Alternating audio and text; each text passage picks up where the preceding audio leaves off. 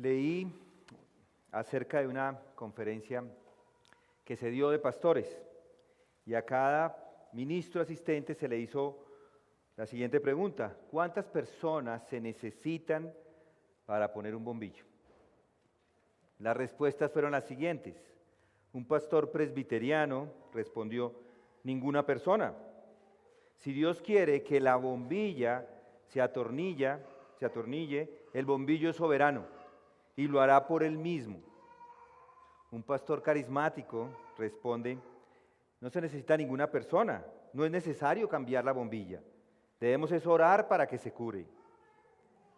Un pastor pentecostal dijo: ninguna persona, simplemente tenemos que echar fuera al demonio de la oscuridad. Un pastor fundamentalista dijo esto: ninguna persona, ni siquiera deberíamos entrar en una habitación porque necesitamos mantenernos separados de la oscuridad. Un pastor bautista dijo: ninguna persona, si permitimos el contacto físico entre una persona y la bombilla, de pronto lo invita a bailar. Un ministro wesleyano respondió: ninguna persona, si solo mostramos a la bombilla su necesidad, ella posee el poder de atornillarse por sí misma. Un pastor no confesional dijo: ninguna persona, no queremos que la bombilla se sienta ofendida o indeseada o incómoda. Esta encuesta tiene una conclusión clara, y es que muchos de los pastores están en la oscuridad. Es un chiste, en realidad nunca se dio esto. Hoy en día, pero eso sí es cierto que hoy en día, el ministerio de la predicación se ha degradado y muchos solo predican sus oscuras doctrinas y no las doctrinas bíblicas. Se aferran tanto a lo que han escuchado en sus denominaciones que olvidan la predicación bíblica. Otros pastores se han convertido en profesionales de la predicación. Para muchos, ser pastor o predicador se ha convertido en su profesión, una profesión como cuando los padres quieren que sus hijos sigan una profesión. Yo quiero que mi hijo sea ingeniero, que sea médico, que sea abogado, pero como dice el mismo John Piper, un pastor, dice: hermanos, no somos profesionales. Eso lo escribe en su libro, así se llama su libro. Otros ven a los pastores como el administrador de eventos. Así es, el director de eventos de la iglesia. Algunos me decían antes de la pandemia: es que en esta iglesia no tienen tantas reuniones de integración, necesitan unas reuniones para los niños de 2 a 5, de 6 a 7, de 8 a 9, reuniones para todas las edades. Esperaban que todos tuvieran reuniones de integración. Otros esperan que el pastor sea uno que visita a todos los congregantes y que toma café con algunos de ellos, de sus miembros. Así es como muchos ven el ministerio cristiano. Y esto demuestra que tanto los congregantes como los líderes cristianos se han vendido al mundo. Eso es una corrupción del ministerio. El pastor es un heraldo de las buenas noticias, es un predicador del evangelio. La obra del ministerio se ha corrompido y el ministerio ha perdido, o el ministro ha perdido la autoridad. Acá veremos en los textos que tenemos hoy una imagen maravillosa del ministerio cristiano, un ministerio cristiano como un llamamiento divino. En realidad lo que veremos hoy es vital para la iglesia, es lo primero y es lo más importante. Veremos qué es lo que debe proclamar el pastor. Esto que veremos es quizá lo primero que la iglesia cristiana necesita recuperar en este momento. Hoy, la iglesia en Colombia necesita predicadores del evangelio. No necesita profesionales. No necesita hombres que dicen ser simplemente unos oradores. Necesita hombres llamados, no meros oradores de las cosas del mundo. A mí muchos me preguntan si nosotros damos títulos en nuestro seminario, títulos o diplomas. Posiblemente lo haremos en el futuro. Pero ¿por qué la gente me pregunta por un diploma? Si al ministro nadie le pide el diploma. ¿Cuántos de ustedes saben si yo me gradué o no? Ninguno, no lo tengo en ningún lado, nadie me lo ha pedido, nadie me ha preguntado si me he graduado o no. No importa, no importa. Lo que les piden a un predicador es que prediquen a Cristo. Eso es lo que se le pide a un predicador. La preparación de hombres para el ministerio es la preparación de hombres para la predicación del Evangelio, para la edificación de los santos. Debemos orar en este momento para que los pastores, para que los hombres que están en el púlpito ahora mismo, ya sea por Zoom o como nosotros ahora presencialmente, regresen a la predicación bíblica. El mundo necesita Spurgeon, necesita Whitefield, Jonathan Edwards, Adrian Rogers, John MacArthur, Steve Lawson, Paul Washer, Harold Robinson, John Stott, Andy Stanley, Warren Wiersbe, Martin Lloyd-Jones. Necesita hombres que prediquen el Evangelio. Los hombres y las mujeres necesitan ser sacudidos de su letargo, sacudidos de su pecado, de su indulgencia, de su flojera, por medio de la predicación. Los ministros están llamados a enseñar. Los ministros están llamados a enseñar a los hombres la gran revelación de Dios acerca de sí mismo.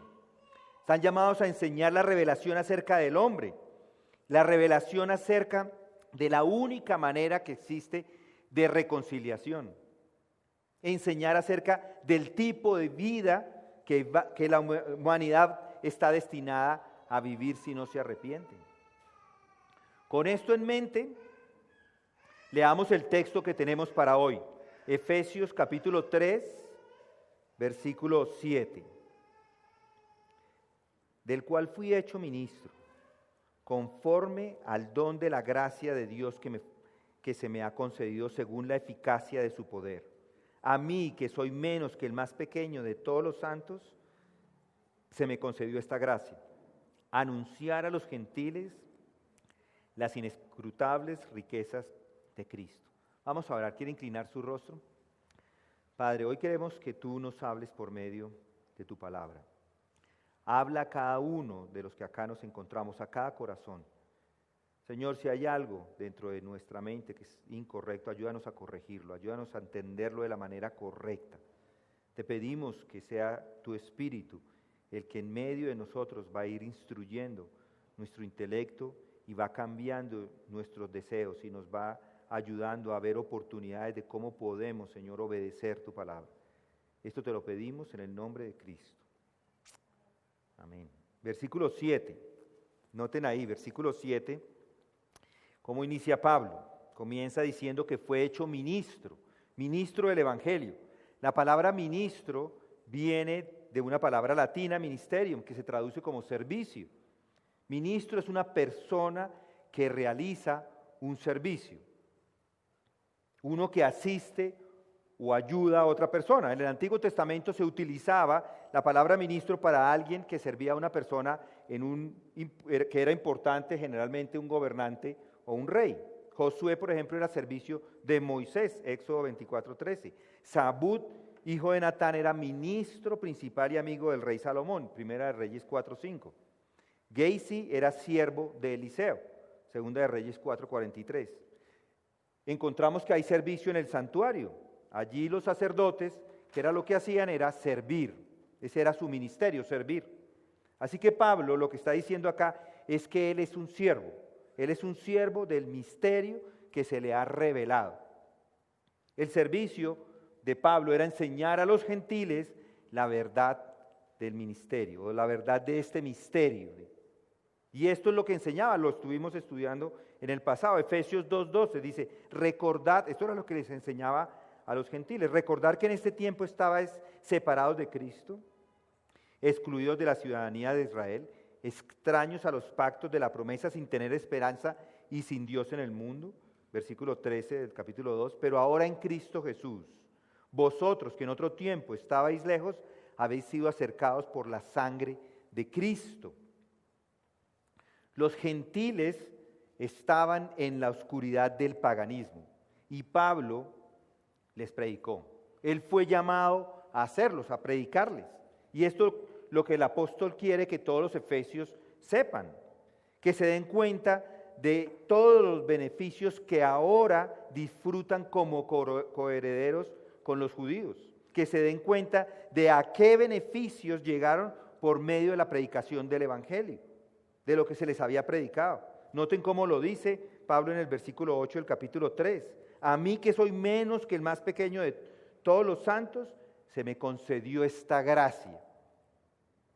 Esto de que Él es el más pequeño de todos no es una modestia hipócrita y tampoco contradice lo que dice Él mismo en 2 Corintios, versículo 11, capítulo 5.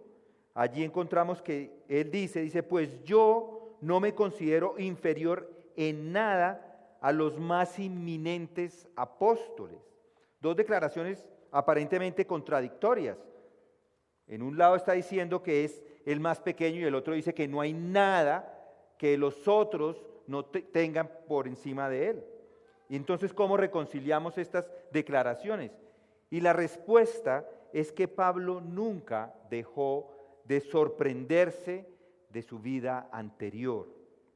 Pablo, recuerden que antes de ser creyente era un perseguidor y era un blasfemo. Pero Dios le llamó para ser el apóstol de los gentiles. Entonces, lo que está haciendo en este momento Pablo es recordar su vida anterior. Y debemos recordarla como el salmista nos lo ayuda o nos ayuda con el salmo a que lo recordemos. Bendice alma mía al Señor, ustedes conocen ese salmo. Y bendiga todo mi ser su santo nombre. Bendice alma mía al Señor y no olvides ninguno de sus beneficios. Él es el que perdona todas tus iniquidades, el que sana todas tus enfermedades, el que rescata de la fosa tu vida, el que te corona de bondad y compasión, el que colma de bienes tus años para que tu juventud se renueve como el águila. Esto de recordar no significa que debemos mirar perpetuamente hacia atrás y volvernos como algunos de esos que siempre están contando todas sus sordeces de cómo vivían antes, contando sus historias torcidas y que hasta a veces suenan como si estuvieran orgullosos de esto en sus vidas. Nosotros éramos malos, muy malos, así piensan. Éramos los Bee Gees de Unicentro. No sé si han leído un comentario en el periódico, salió hace tiempos, pero volvió a salir esta semana algo de esto. Una persona llenó un testimonio de todo lo que vivió en los años 80, y así se llamaban los Bee Gees de Unicentro, era un grupo. Y él cuenta todas esas historias como con mucho orgullo. No hay que contar, ¿para qué? ¿Qué importa? ¿Qué más da?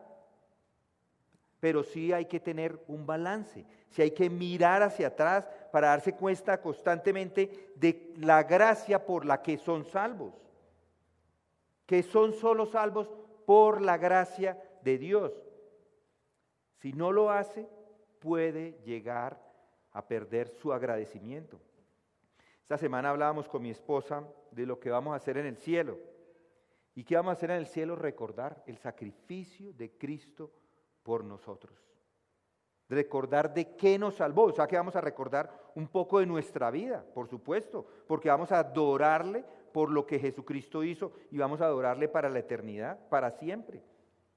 Y es lo que Pablo dice: a mí, que soy menos que el más pequeño de todos, se me concedió esta gracia, anunciar a los gentiles las inescrutables riquezas de Cristo. El apóstol Pablo siempre tuvo presente de dónde venía, tuvo presente por qué estaba o la razón por la que estaba en donde se encontraba en ese momento. Él se vio como el más pequeño de todos los santos. Nunca olvidó que era lo que era por la gracia de Dios. Si usted se da cuenta del honor de ser cristiano, si se da cuenta del privilegio de predicar el evangelio, si se da cuenta de su propia ineptitud e insuficiencia, pues está pensando como Pablo pensaba. El apóstol sabía que todo era por gracia, que todo era por la bondad de Dios. Y además Pablo se lo explica a los efesios, y explicándoselo a ellos, pues de paso nos está instruyendo a nosotros. ¿Cómo se dio? Y dice, fue por la gracia de Dios. Noten cómo sigue repitiendo esta palabra, concedido en el versículo 7, o dado en la Reina Valera, de cual fui hecho ministro conforme al don de la gracia de Dios que me ha sido concedido según la eficacia de su poder. Esta es la palabra que introduce el Evangelio y la salvación, concedido. Es todo de gracia, todo es dado, todo es dado. El apóstol no se sentía digno de nada. Todo se le había dado por amor, por la misericordia y por la compasión de Dios. Repito, que si no se da cuenta de esto, es porque su comprensión del Evangelio es defectuosa. Pero Pablo continúa y dice que el don fue dado de una manera particular, don de la gracia de Dios que se me ha concedido según la eficacia de su poder. Noten ahí, en la Reina Valera dice, según la operación de su poder. Desafortunadamente estas dos versiones no traen con fuerza la palabra griega que se traduce como eficacia o operación.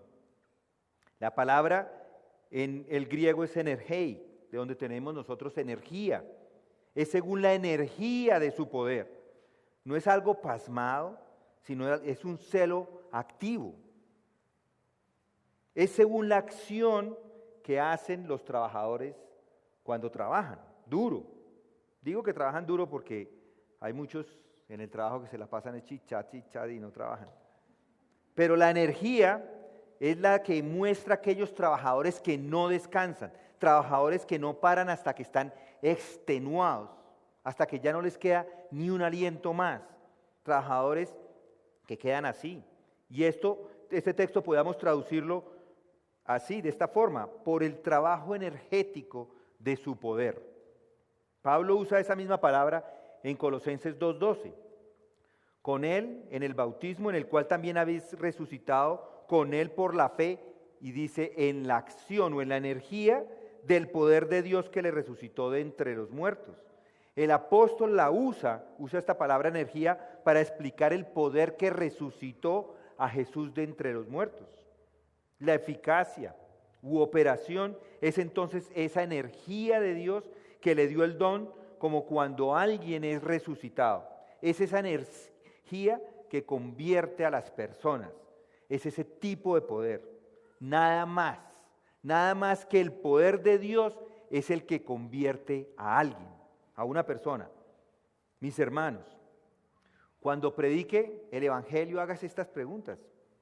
¿Qué puede convertir a un hombre de ser uno que odia a Dios a uno que ama a Dios?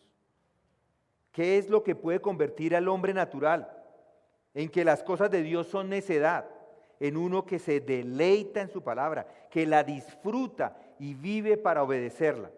Solo hay una respuesta, y es la energía de Dios, el poder de Dios, nada más. Si hay alguno de ustedes que no es de Dios, es porque ese poder no ha sido efectivo en su vida todavía.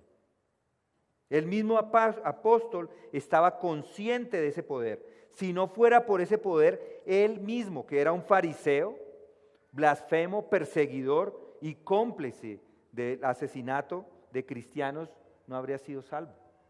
Él había escuchado, piensen en esto, él había escuchado la predicación de Cristo, había oído el testimonio y la predicación de Esteban, sabía todo lo que los cristianos decían, pero odiaba las buenas noticias. No veía en ellas nada excepto blasfemia. ¿Y qué le pasó a este hombre? Solo hay una respuesta: la energía de Dios, el poder de Dios. Por ese poder se convirtió en un hombre nuevo. Había sido regenerado, había nacido de nuevo, era una nueva creación. Y eso fue el resultado de la obra efectiva del poder de Dios. Yo quisiera parecerme a Pablo, me encanta el personaje, yo no soy como Pablo, pero sí sé que tengo la misma naturaleza. Y cada uno de ustedes tiene igual la misma naturaleza.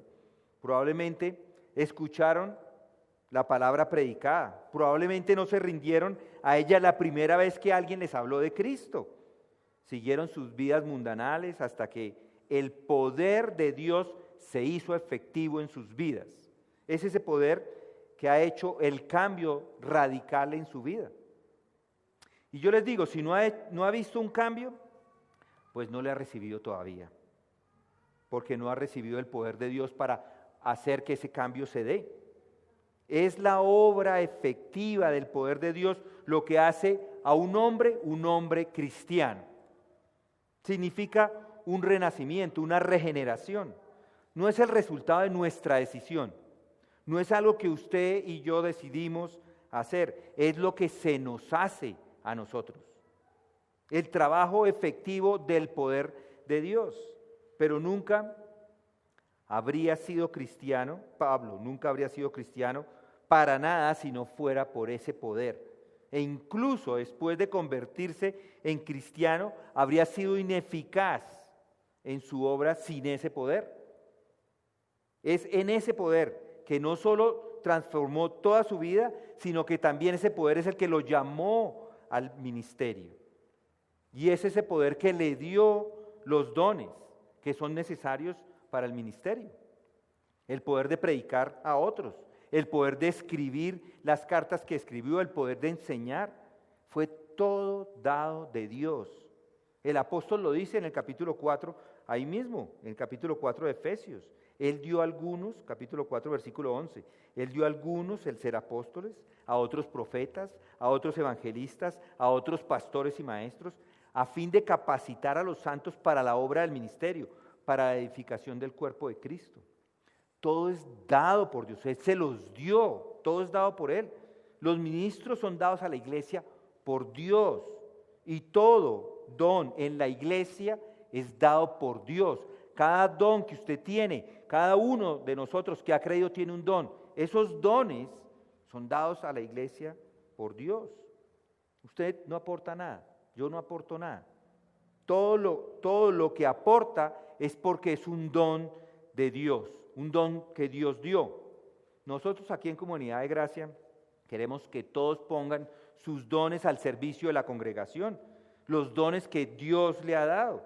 Acá queremos que cada uno use sus dones para el servicio de la iglesia. Creamos oportunidades para el servicio aquí, para que pongan al servicio los dones que Dios le ha dado. Ningún hombre puede predicar verdaderamente el evangelio en sus propias fuerzas. Puede hablar, sí, y hablar elocuentemente, pero hablar no es predicar. Siempre que hay un ministerio efectivo, es debido a esa obra enérgica del poder de Dios a través del Espíritu Santo.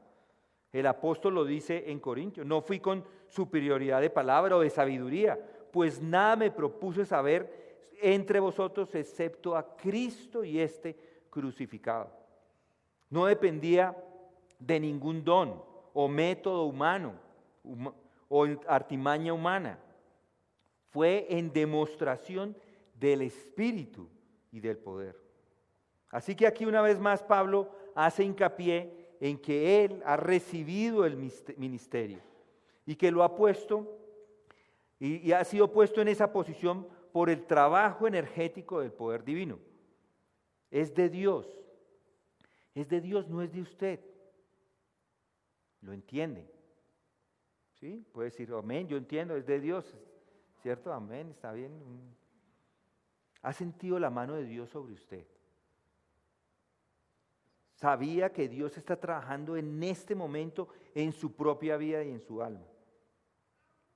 Yo le pregunto, ¿sabe usted lo que es ser probado y moldeado? Mis hermanos, si Dios no le limpia su pecado, no le usa. Así tenga la elocuencia para hablar o para pensar que está sirviendo. Todo está involucrado en el verdadero cristianismo. Todo es el resultado de ese trabajo energético de su poder. El apóstol lo resume en Colosenses 1:29 de esta forma, dice: y con este fin también trabajo esforzándome según su poder que obra poderosamente en mí. En el versículo 28 dice: amonestando a todos los hombres y enseñando a todos los hombres con toda sabiduría, a fin de poder presentar a todo hombre perfecto en Cristo. Estoy trabajando, dice Pablo, estoy trabajando duro, esforzándose hasta la agonía, está trabajando duro, pero de acuerdo con esta tremenda obra de Dios que obra poderosamente en él. Es el poder de Dios y la vida de un hombre juntos, que trabajan. Es una mezcla, como una mezcla de cemento con arena, gravilla y agua. Cuando la mezcla está húmeda, no se nota la fuerza, no se ve la diferencia, pero es una mezcla poderosa. Y la obra del ministerio es una obra perfecta, es una obra perfecta entre lo divino y lo humano. El poder de Dios energizando a un hombre y permitiéndole continuar su obra en el ministerio. La arena por sí sola no sirve en una obra, ni sirve la gravilla sola, pero junto al cemento y al agua es una mezcla poderosa. Con un hermano fundimos una columna esta semana. Al principio, yo no sé mucho de esto, pero al principio yo vi la mezcla ahí, como una mezcla de una torta, digamos. Al otro día, eso era macizo, duro, casi que más duro que una roca.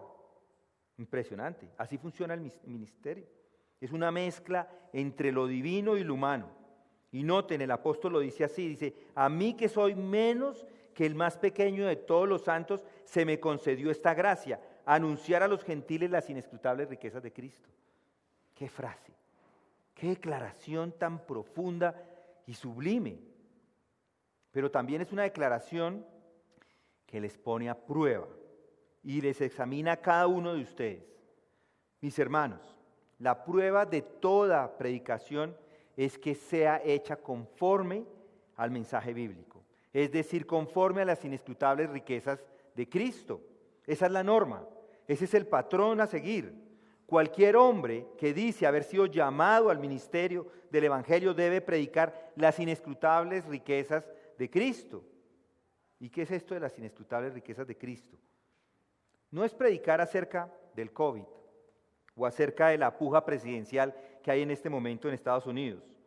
No es acerca del juicio por la muerte de Álvaro Gómez, que esta semana estaba en furor, o acerca de que Colombia es el país más corrupto del mundo. Eso salió también esta semana. Hay muchos problemas internacionales, políticos, industriales y económicos, pero la predicación no es acerca de esos eventos. Ese no es el tema de la predicación. La iglesia no está para dar recomendaciones al gobierno, no está para hacer política, no está para asesorar al presidente de turno, tampoco está para separarse del mundo como hacen los menonitas ahí en el Meta. En el Meta hay un grupo de menonitas separados que no quieren hablar con nadie, en las montañas por allá, bueno, en los llanos orientales. No es asunto del predicador expresar su opinión a lo que el gobierno no hizo o lo que el gobierno debería hacer en el futuro. A mí personalmente me gusta leer y conocer lo que pasa en la política, y acá me gusta conocer lo que pasa en el mundo, me gusta conocer acerca de los eventos actuales, pero ni soy un experto, ni intento serlo, ni quiero serlo. Mi meta es conocer más y más a Cristo, conocer más y más las Escrituras, nada más. Mis opiniones políticas son simplemente opiniones, de nada valen, simplemente opiniones. La política no es asunto del ministerio cristiano. Acá en Colombia hay iglesias que hacen parte del gobierno, están allí tratando de influenciar, pero eso no es bíblico y pueden estar influenciando de manera incorrecta. Es peligroso para los ministros que se involucren en la política, de pronto son exaltados por sus opiniones. El ministro cristiano está llamado a predicar acerca de las inescrutables riquezas de Cristo. No debe ser asunto de la iglesia cristiana hacer alianza con partidos políticos. Hoy en Estados Unidos la iglesia, en su mayoría, está con Trump, por ejemplo, y muchos usan la religión para apoyar y hacer sermones políticos. Pero eso no es la tarea de la iglesia. Eso es una corrupción del ministerio cristiano. El asunto y la tarea de la iglesia es que sus ministros hagan lo que el apóstol dice aquí en Efesios 3, versículos 7 y 8. Esta semana vi a un pastor muy conocido, un aviso, un pastor muy conocido, que predicó acerca de cómo ve Netflix a los cristianos. ¿Cómo ve Netflix a los cristianos? ¿A quién le importa? ¿A quién le importa cómo me ve Netflix a mí? A mí lo que me importa y de lo que me debe estar preocupando es cómo me ve Dios a mí. ¿Qué piensa Dios de mi predicación? Eso es lo que me debe importar. Y mis hermanos, la predicación tampoco es predicación acerca de la moralidad o de cierta ética. Ha habido mucho de esto en los últimos 100 años. Y el ministerio cada vez se pone a predicar acerca de eso y por eso es menos expositivo, cada vez menos expositivo. Por eso tenemos un cristianismo diluido. Cada vez día que pasa es más o se vuelve más ineficaz. Tampoco es asunto del predicador del evangelio incluso decirle a la gente que ore y que se ajuste a ciertas normas o ciertas disciplinas. Los musulmanes hacen esto y lo hacen muchísimo mejor que nosotros. Los musulmanes oran mañana, mediodía y noche. Y nosotros difícilmente oramos una vez al día. Pero eso no es el cristianismo tampoco. En cierto sentido se puede tener piedad sin cristianismo. Conozco muchas personas que son piadosas y podemos decir que inclusive son más piadosas que los mismos cristianos. Es cierto que es una falsa piedad, pero es una especie de piedad. Del mismo modo se puede tener religión y ser muy celoso de ella, pero no es lo que Pablo había sido llamado a predicar. Había hecho todo eso cuando era un fariseo. Hay hombres que dejan de lado las inescrutables riquezas de Cristo. ¿Para qué? Para ponerse a hablar de la paz, del amor o de la bondad, pero eso no es el cristianismo. Todas esas cosas se quedan cortas de la gran, maravillosa definición del evangelio que es dada aquí en estos versículos por el apóstol Pablo. Piensen cómo muchos están por estos días hablando en los púlpitos, domingo a domingo, acerca del COVID. ¿Y dónde están las inescrutables riquezas de Cristo? Piense en todos aquellos que les piden que vivan vidas morales. ¿Y dónde está en todo eso Cristo? Y las inescrutables riquezas de Cristo. Es una corrupción del evangelio, es una pérdida de tiempo. ¿Qué predica entonces Pablo? ¿Qué vamos a predicar? Principalmente y esencialmente a Jesucristo, el Señor, a Él mismo. Las riquezas son las riquezas inescrutables de Cristo. La esencia del evangelio es Cristo, no lo que hacemos, no lo que se nos pide que hagamos, eso viene después. Pablo dice, se me dio este gran privilegio de venir a vosotros a dar las buenas nuevas, las maravillosas y emocionantes buenas noticias sobre Cristo. Lo que Cristo es, lo que puede hacer, lo que nos dará, las inescrutables riquezas de Cristo. El mensaje entonces trata sobre el regalo de Dios, el regalo que Dios dio a esta humanidad enviando a su Hijo. Lo primero que debe enfatizar un ministro es el evangelio de Cristo mismo. Esto incluye, por supuesto, el misterio de Cristo, las riquezas que están en Él debido al misterio de su encarnación. El hecho que Él tomó naturaleza humana y llegó y se hizo hombre. El mensaje del cristianismo es Cristo mismo. Todo está en Él. No hay nada aparte de Él. Dios ha atesorado sus riquezas en su Hijo. Y todo lo que usted y yo derivamos en esta vida cristiana se deriva principalmente de Él viene.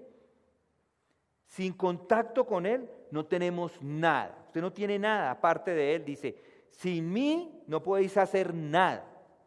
Jesús lo dice, pues de su plenitud tenemos todos. Todos hemos recibido y gracia sobre gracia, Juan 1:16.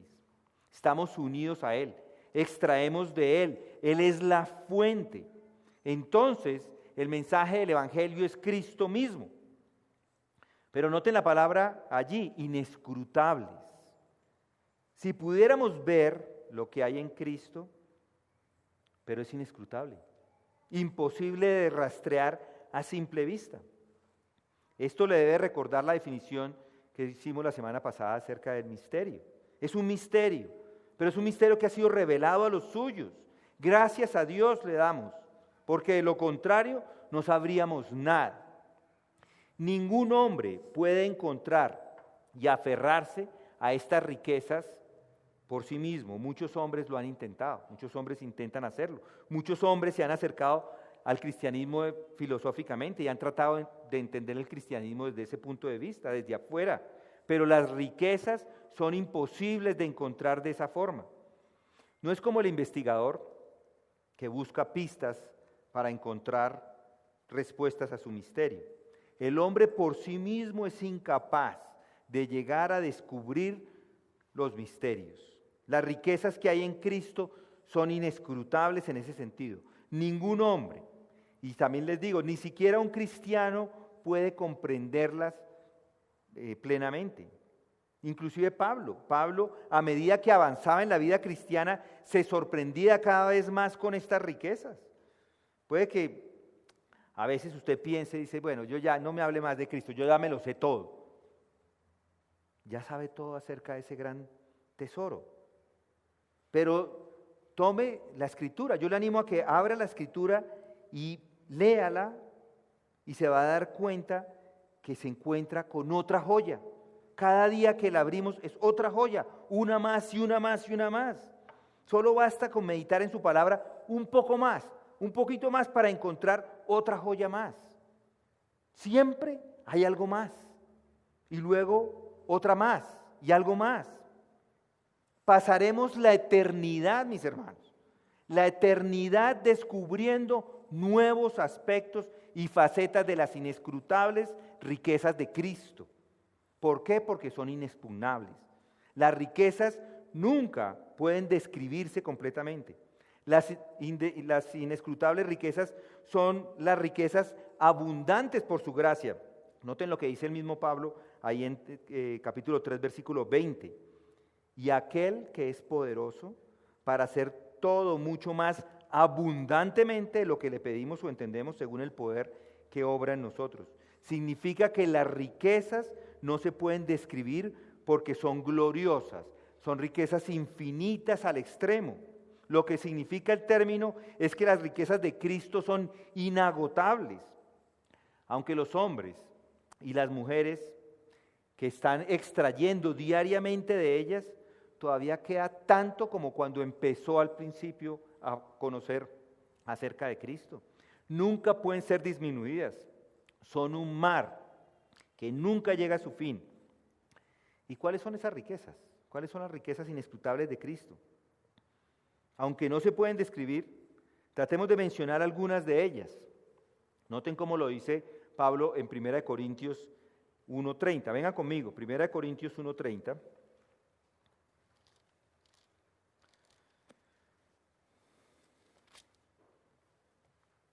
Dice más, 1 Corintios 1:30, más por obra suya estáis vosotros en Cristo Jesús, el cual se hizo para nosotros sabiduría de Dios y justificación y santificación y redención. Estas son algunas de las riquezas. Lo primero que dice ahí es sabiduría, es decir, conocimiento y comprensión. Si usted y yo conocemos a Dios, entonces lo que leemos en el Salmo 112 es verdad para cada uno de nosotros. El Salmo 112 dice, no temerá recibir malas noticias, su corazón está firme, confiado en el Señor. ¿Cómo puede una persona llegar a este conocimiento y a esta sabiduría? La respuesta del apóstol es en Cristo, que a pesar de que pasen las malas noticias, a pesar de que su vida no esté de la mejor forma, ¿por qué puede? Porque está en Cristo. Eso es una riqueza inescrutable. Él es el que nos hace sabios. Él es el que nos da la sabiduría para poder entender las malas noticias. El Señor Jesucristo les enseña acerca de Dios, les enseña acerca de su pecado. Y entonces, ¿cómo puede un hombre pecador estar bien con Dios? Job hace esa pregunta, ¿cómo puede un hombre ser justo delante de Dios? Cristo es la justicia, esa es otra riqueza. Él es el que da justicia.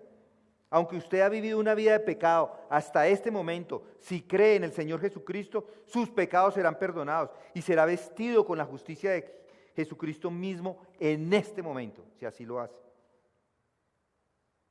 Puede en este momento estar en la presencia de Dios si se arrepiente de sus pecados. Las riquezas son también la santificación.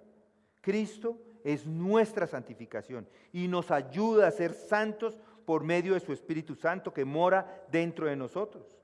Cristo también es la redención. Lo que significa es que Él va a levantar su cuerpo de la fosa y lo glorificará y lo cambiará. La redención es completa, no le va a faltar nada, ni en su cuerpo, ni en su mente, ni en su espíritu. Las inescrutables riquezas de Cristo es todo lo que necesita. O mírelo de esta forma. ¿Cuál es su mayor necesidad? Nuestra mayor necesidad es la vida. Pero la mayoría de la gente hoy en día no existe. No tienen vida. Cuando sus placeres se cierran, pierden la vida. Cuando debido al COVID, los cines, los teatros, los negocios, los rumbeaderos cerraron, se les acabó la vida. Ya no son más existentes. Dependen de eso para sentirse vivos, pero en realidad están muertos. Allí no está la vida. Entonces, ¿dónde se puede encontrar la vida? En Cristo. Yo he venido para que tengan vida y para que la tengan en abundancia, dice Juan 10:10. La vida significa vida espiritual. La vida significa una relación con Dios, un disfrute con su comunión. Es en Cristo nuestro Señor que obtiene la vida. Yo soy el pan de vida, dice Él. El que viene a mí no tendrá hambre. El que cree en mí nunca tendrá sed. Juan 6:35. El agua que te daré, dice Jesús a la mujer samaritana, pero el que beba el agua que yo te daré no tendrá sed jamás, sino que el agua que yo le daré se convertirá en él en una fuente de agua que brota para vida eterna. Juan 4:14. Aunque el mundo le quite todo, aunque el mundo le quite todo, aunque esté desnudo, despojado de todas las cosas de este mundo, la vida en Cristo va a seguir brotando eternamente dentro de usted. Así no tenga nada. El apóstol tenía un conocimiento personal del Señor Jesucristo. Y ese es el mayor tesoro del mundo. ¿Qué mejor que eso? No importa nada más. A menudo decimos, y es cierto, que la mayor bendición que podemos tener en este mundo es tener una esposa como la mía, o un esposo, o un amigo. Decimos que es una posesión invaluable.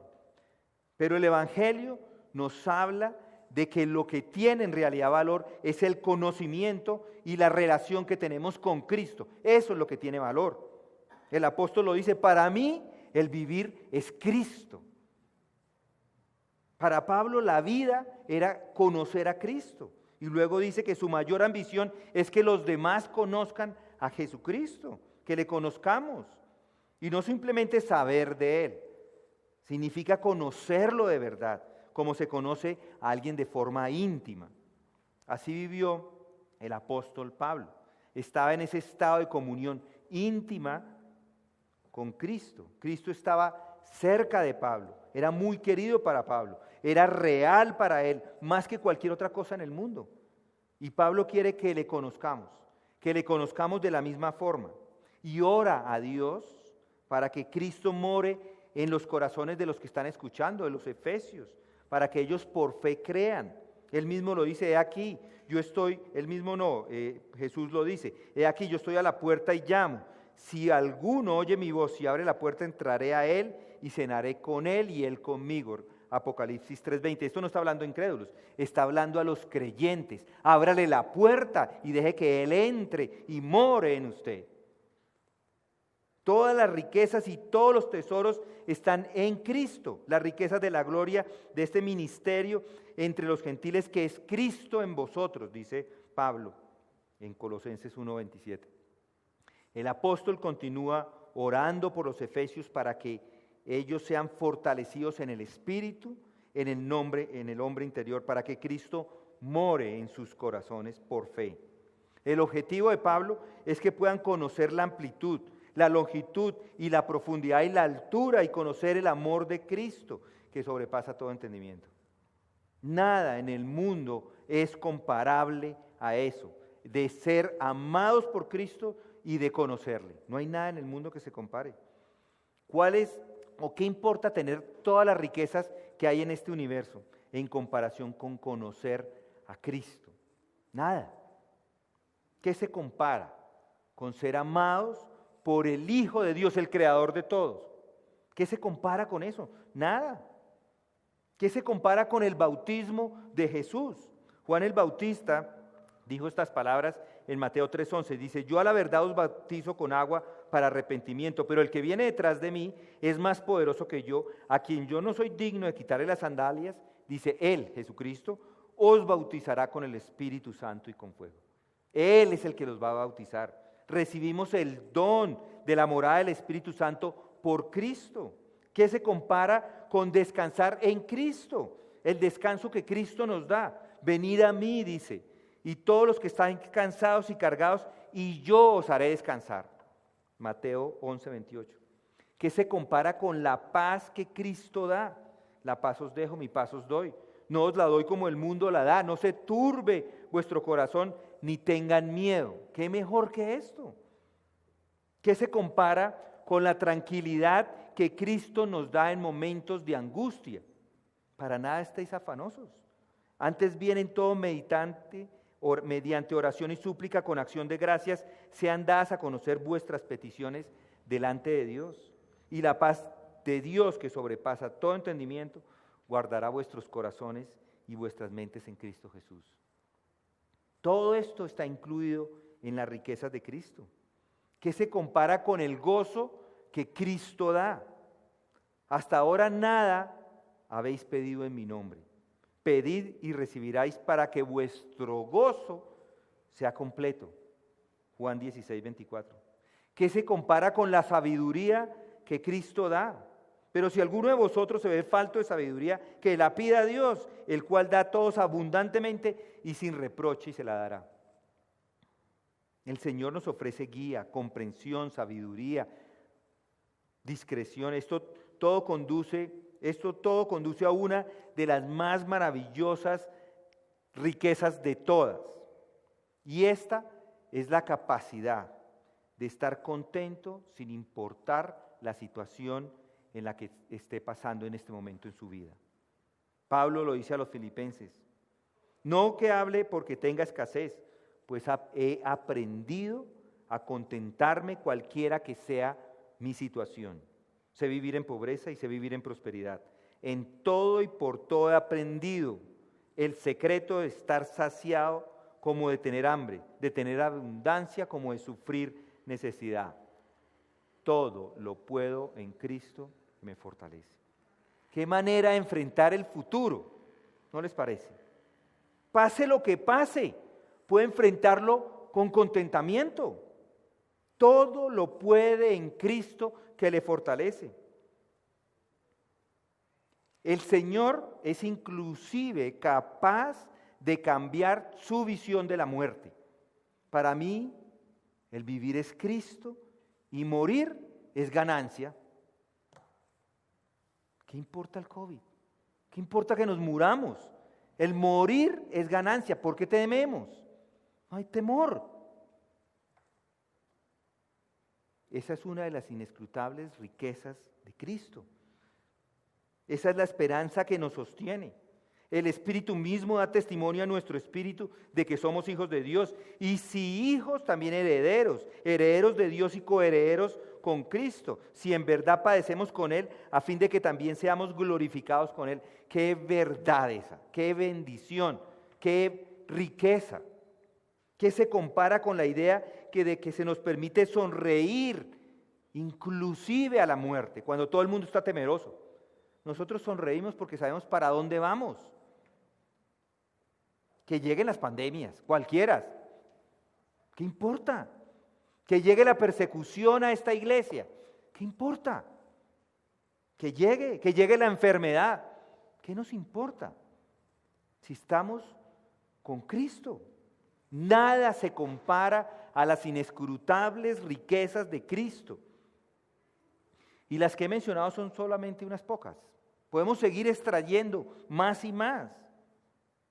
Mi pregunta para usted es, ¿está disfrutando de las riquezas, de estas riquezas, de las inescrutables riquezas de Cristo? ¿O es infeliz? ¿O es miserable? ¿O está preocupado? ¿O está angustiado? Si está ahí, que Dios se apiade de usted. Porque con estos tesoros que se dan libremente, que son para usted, no tiene derecho a estar en necesidad. Es una desgracia para Cristo si está en esa condición. O de pronto está del contrario, está disfrutando de Cristo mismo, contempla esas riquezas, se centra en ellas, está encantado de pensar en ellas. Su deseo es conocer cada vez más esa realidad de estar en Cristo. Vive su vida para estas cosas. Vive meditando en las inescrutables riquezas de Cristo. O de pronto está viviendo meditando en lo que los periódicos dicen, o lo que alguna novela está diciendo, o lo que la televisión dice. Mi oración es que Dios no permita que ninguno de ustedes viva como pobre. Que Dios no permita que ninguno de ustedes se llene de pánico en necesidades, ni se llene de deseos, ni de problemas que no pueden resolver. El mundo de hoy presenta una oportunidad única. Lo que estamos viviendo presenta una oportunidad única para el testimonio a hombres y mujeres, presentar a las inescrutables riquezas de Cristo. Todos están siendo observados, cada uno de nosotros está siendo observados. Muchos en su bancarrota espiritual se preguntan si después de todo la respuesta a estas situaciones es Cristo. El mundo lo juzga, el mundo juzga por lo que usted hace. Si da la impresión de que después de todo ser cristiano no ayuda mucho cuando hay una crisis, pues su mensaje no va a ser escuchado. Pero si descubren que son completamente diferentes a ellos, capaces de mantener calma, capaces de mantener el equilibrio, la paz, el aplomo, incluso el gozo en medio del huracán de la vida que se está viviendo, puede con ese testimonio llevarles a que abran su corazón, abran su mente y pueda llevarles al arrepentimiento, llevarlos a Cristo, llevarlos a las inescrutables riquezas de Cristo. Vamos a orar. Padre, gracias te damos por estas verdades que tú hoy nos has presentado. Te pedimos, Señor, que nos ayudes a aplicarlas a nuestra vida, que nos ayudes a ponerlas por obra. Padre Santo, cuánto te necesitamos. Ayúdanos a entenderlas y a ser usados por ti para la predicación y el testimonio de tu evangelio. Esto te lo pedimos en el nombre de tu Hijo amado Jesucristo. Amén.